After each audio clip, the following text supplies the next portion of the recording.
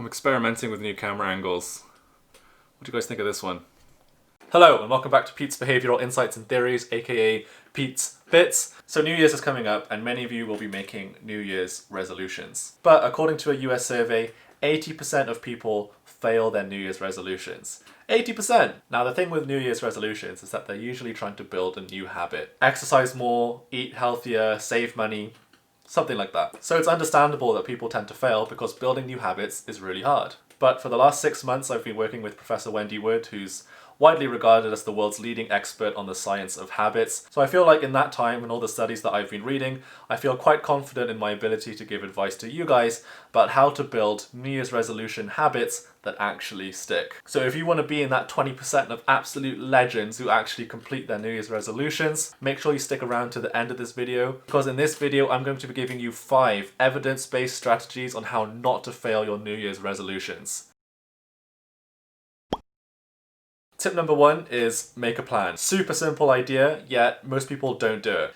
Making a plan literally only takes about 5 to 10 minutes, but yet it makes a huge difference to whether or not you'll achieve your New Year's resolution in the long term. As an example, on this study done on students in the UK, the researchers were trying to get the students to build a new exercise habit, which I'm sure will be a common resolution for a lot of you guys watching this video. In their randomized control trial, one group was just given really strong exercise motivation, and in the second group they were given the motivation, but they were also told to make a simple plan. And what was the difference in results? Well, when those students were given a survey 1 week later, those in the motivation only group, only 35% of those students actually did the exercise they said they were going to do. Whereas those people who are in the motivation plus plan group, 91% of them did the exercise at the time that they said they were going to do it. 35 to 91%. That's a massive difference for a plan that only took them 5 minutes. And just to show you that the plan would only take them 5 minutes, here's all the plan was. The plan was literally one sentence, and it said, during next week I will partake in at least 20 minutes of vigorous exercise on a certain day, at a certain time of day, and in a certain place. So basically the plan just said, what am I going to do, when am I going to do it, and where am I going to do it? And just by doing that very quick, simple plan, they had a huge difference in adherence. So that's tip number 1. Make a plan. Okay, tip number 2 is to make doing the behavior easy. In behavioral science, we call this reducing friction in the environment. It's removing the things that make doing that behavior difficult or hard. For example, if your New Year's resolution is to start going to the gym, then make sure you join a gym that's convenient for you to get to. It's on the way home from the office or it's close to your house, because even a small difference on distance can have a huge effect on whether you go to the gym or not. In fact, on a study on phone records, they found that people who only traveled 3.7 miles to the gym went to the gym on average more than 5 times per month. They had a strong gym habit. But those people who traveled just an extra 1.5 miles on top of that only went to the gym around once a month.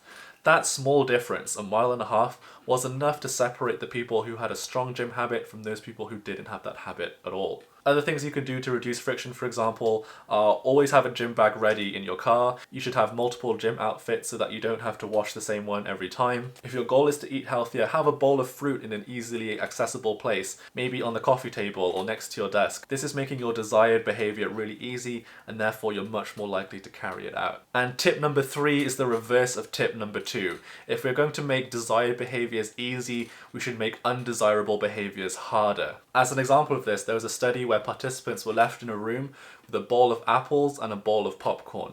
And researchers were able to influence how many calories the participants ate during the study just by manipulating which bowl was within arm's reach of the participant's chair. In fact, the researchers were able to get participants to eat on average 3 times as many calories just by moving the popcorn bowl closer to the participant and the apple bowl further away. So if your goal is weight loss and you're trying to avoid eating unhealthy foods, then either don't buy them, throw them away, or put them in a place where they're out of sight, out of mind, and out of arm's reach, most importantly. Make getting to those high-calorie, unhealthy foods difficult, and you're much more likely to avoid the temptation. Don't rely on your willpower to do it for you. Okay, so tip number 4 is to use Habit stacking. So habits are quite hard to build, right? Especially complicated habits like starting a new diet or going to the gym. And they usually take a lot of repetitions before that behavior just becomes automatic and turns into a habit. However, by using habit stacking, that time between when you start the behavior and when it becomes an automatic habit can be shortened dramatically. So what is habit stacking? Well, habit stacking involves stacking a new habit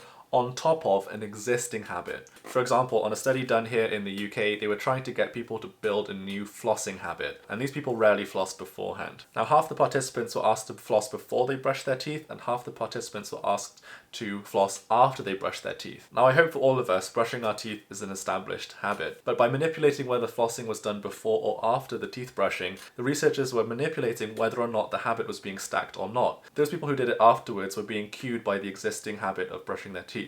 Finish brushing, start flossing. But those people who had to do it beforehand had to think first, oh yeah, I have to floss, and then they would floss, and then they would brush their teeth. So it wasn't automatically being cued by the previous behavior. And the participants engaged in this flossing instructions for 1 month. Then, 8 months later, when the researchers followed up with the participants, those people who were doing the habit stacking, the flossing after they brushed their teeth, they were flossing on average 11 times per month. But those people who weren't habit stacking, who were told to floss beforehand, they only did it about once per week. Habits that we all have are getting out of bed, brushing our teeth, eating breakfast, lunch and dinner, starting work, getting home from work, getting into your car. We have lots of habits that we carry out every single day.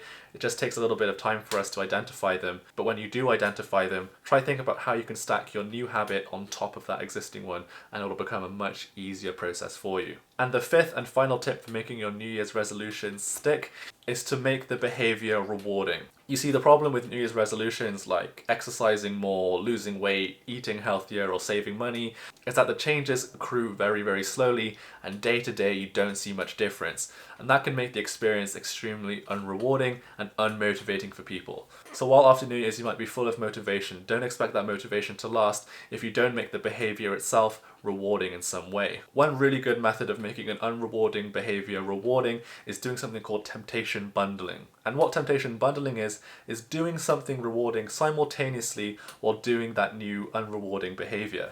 And that way you're tying a rewarding experience to that new behavior. For example, if you find going to the gym not an intrinsically rewarding experience, one thing you can do is listen to your favorite music or listen to your favorite podcast while you work out. Because you enjoy listening to that music or that podcast, your brain will quickly associate the rewarding experience of listening to the music with the action of working out. And that means you're much less likely to lose motivation to do that activity. Now, a common question I get when I tell people this is that they ask, can the reward be delayed? Can I do my unrewarding activity and then reward myself later with some money or maybe with a nice thing to eat?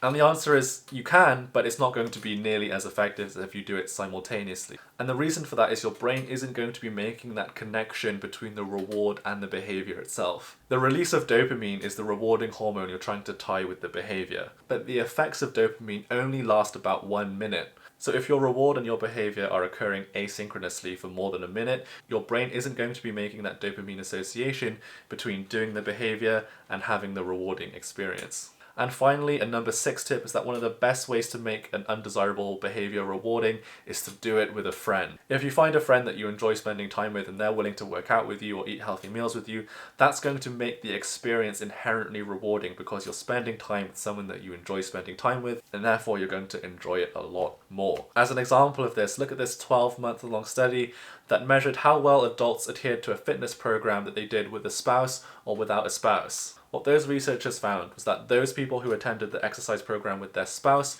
only dropped out 6.3% of the time, but those married people who came to the exercise program on their own, they had a 43% dropout rate. So you can see that just manipulating whether or not you work out with someone that you enjoy spending time with can have a huge difference on whether or not you stick to your goals.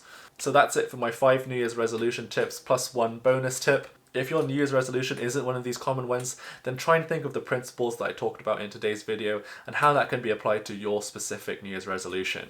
And what are your guys' New Year's resolutions? Let me know in the comments below, I'm really interested to find out. And also, do you have any tips about how people could stick to their New Year's resolutions? Let me know that in the comments below as well. Now before I go, don't forget to subscribe and ring that notification bell if you haven't yet already. And if you enjoyed today's video, please can you give it a thumbs up because it really, really helps out. Okay, thank you guys so much for watching, and I'll see you in the next video. Bye bye.